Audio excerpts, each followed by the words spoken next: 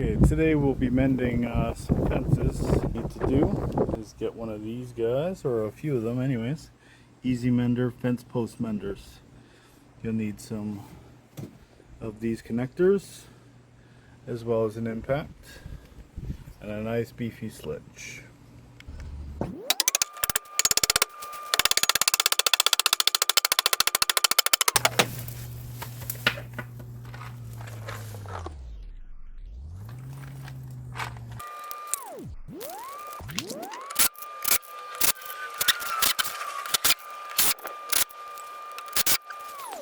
There we go.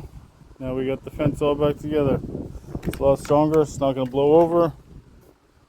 Easy fix.